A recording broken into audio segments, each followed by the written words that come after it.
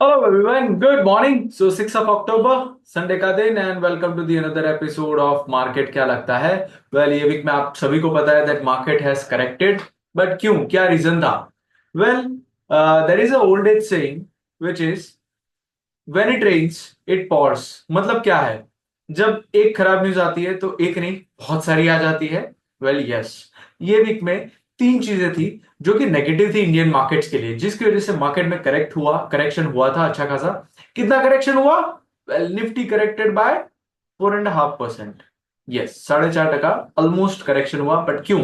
First reason था global. क्या global reason था? वेल, फर्स्टली, आप सभी को पता है that Iran Israel conflict regularly अभी कुछ दिनों से चालू है।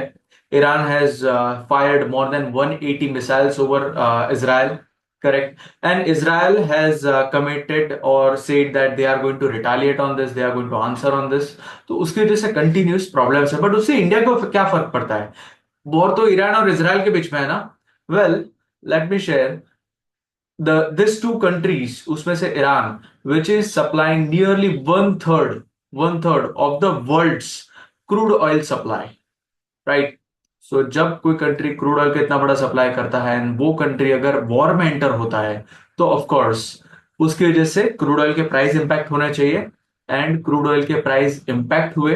पिछले 3 दिन में क्रूड ऑयल ऑलमोस्ट 10% से बढ़ चुका है। अब इससे क्रूड ऑयल से एक तो हमें फर्क पड़ेगा कि हमारे यहाँ पे क्रूड ऑयल कॉस्टली होगा, पेट्रोल डीजल वो सब के दाम बढ़ सकते हैं। But on the top of it एक और चीज होगा, फिस्कल डेफिसिट। इंडिया के लिए, गवर्नमेंट के लिए फिस्कल डेफिसिट को मैनेज करना थोड़ा डिफिकल्ट होगा, जिसकी वजह से उन्होंने कई और इंफ्रास्ट्रक्चर या फिर कोई और डेवलपमेंट के लिए जो पैसा अलोकेट किया था बजट में से, वो शायद से फिस्कल डेफिसिट मैनेज करने के लिए उनको यूटिलाइज करना पड़े because of this war.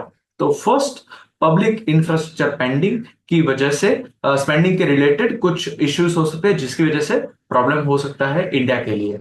Second, second reason, that is China.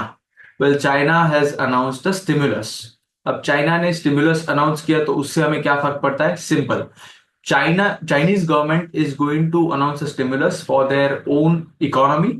But जब वहां पे स्टिमुलस दिया जाएगा, interest rate cut already continues है वहां पे, तो जिससे वहां की इकोनॉमी अच्छे से मूव आउट कर पाएगी। और उसी की वजह से फॉरेन इंस्टीट्यूशनल इन्वेस्टर जो कई टाइम, कुछ समय पहले ऐसा बोलते थे कि they want to go ex China, China के अलावा बाकी सब जगह पे उनको इन्वेस्ट करना था, अब वो कुछ पैसा इंडिया में से विड्रॉ होके शायद चाइनीज इकोनॉमी में वापस से इन्वेस्ट हो रहा है। वेल, ये कहां से पता चलता है, कैसे पता चलता है? बट शायद से अगर मैं देखूं तो अक्टूबर मंथ में अभी तक, मतलब सिर्फ फर्स्ट 3 या 4 ट्रेडिंग सेशन में फॉरेन इंस्टीट्यूशनल इन्वेस्टर्स ने अप्रोक्सीमेटली 30,000 करोड़ जितना स्टॉक्स बेचा हुआ है नेट नेट। सो उन्होंने 30,000 करोड़ विड्रॉ किए इंडियन मार्केट से, और वो कोई और इमर्जिंग मार्केट में इन्वेस्ट होंगे।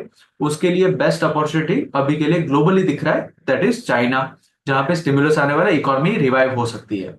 एंड तीसरा रीजन जिसकी वजह से स्टॉक मार्केट करेक्शन हुआ, वो शायद से डोमेस्टिक है।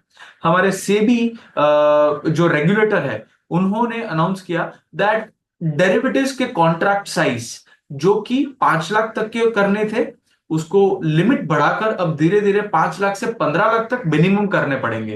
वेल, रीजन क्या था? सो दैट डेरिवेटिव कॉन्ट्रैक्ट्स में कम स्पेकुलेशन हो पाए, ज्यादा कैपिटल नीडेड हो। अब इससे एक चीज है कि लोग स्पेकुलेशन कम कर पाएंगे, या फिर जिनको स्पेकुलेशन करना है उनके लिए मार्जिन का रिक्वायरमेंट बढ़ गया, राइट? तो स्पेकुलेशन थोड़ा कम हो पाए, कॉस्ट थोड़ी बढ़े फॉर डेरिवेटिव्स ट्रेडिंग, ये एक पर्पस है। बट इसके वजह से एक और चीज होगा, जो एक लॉट में ट्रेड करने वाले जो शॉर्ट टर्म ट्रेडर्स थे, उनके लिए अब उनको ज्यादा कैपिटल इन्वेस्ट करना पड़ेगा to trade in a single lot. Second thing, जब आप ज्यादा कैपिटल इन्वेस्ट करते हो, लॉट साइज बड़ा होता है, अगर आपने आपका रिस्क प्रॉपरली मैनेज नहीं किया तो वो केस में शायद से ज्यादा लॉस होगा, correct? So that is also the chances. So हर एक कॉइन के दो साइड्स होते हैं। अब एक और चीज जो सेबी ने प्रपोज किया है टू ऑल द एक्सचेंजेस, जो वीकली एक्सपायरी या डेली एक्सपायरीज हो रहे थे, तो उसमें से उन्होंने डिसाइड किया कि कुछ ही इंडेक्स जो है उसको वीकली एक्सपायरी में रखा जाएगा, बाकी सब इंडेक्सेस की एक्सपायरी मंथली ही होनी चाहिए। तो अब कौन से इंडेक्स में मंथली में ही होगा सिर्फ, वो भी अनसर्टेन है। सो बेसिकली ये डेरिवेटिव्स मार्केट की अनसर्टेनिटी, इजराइल ईरान वॉर की वजह से अनसर्टेनिटी, एंड कुछ पैसा जो एफआईए का चाइना में डिप्लॉय हो रहा है उसकी वजह से मार्केट में अनसर्टेनिटी बढ़ी है, and market has also corrected. आगे नेक्स्ट 1 वीक या 2 वीक में क्या पॉजिटिव्स होने वाले हैं या फिर क्या पॉजिटिव नंबर्स आ सकते हैं? हमारे रिजर्व बैंक ऑफ इंडिया की मॉनेटरी पॉलिसी मीटिंग होने वाली है। उन उसमें क्या नंबर्स आते हैं वो हमको देखना है। Second, that is US data. US का एक डेटा पास्ट वीक में आया था, पिछले वीक में आया था, जहां पर अनएम्प्लॉयमेंट के नंबर कम होके आए थे, which is a positive thing. आगे बहुत सारे और भी डेटा आने बाकी है, जस्ट अक्टूबर मंथ स्टार्ट हुआ है। तो that is a second thing which we need to be watchful of. तीसरी चीज जो कि आने वाली है वो है हमारे क्वार्टरली रिजल्ट्स। सो जो भी कंपनीज ने बिजनेस अच्छे किए हैं उसके हिसाब से उनके क्वार्टरली अर्निंग्स अनाउंस होंगे।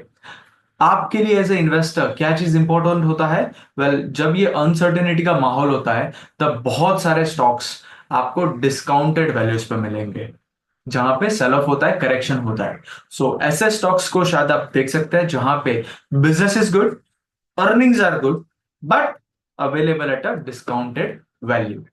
Thank you for watching. आज का वीडियो यहीं तक रखते हैं, अगले वीकेंड फिर से मुलाकात होगी। Thank you. Share it with someone who may need it, and must subscribe the channel for further updates. Good bye.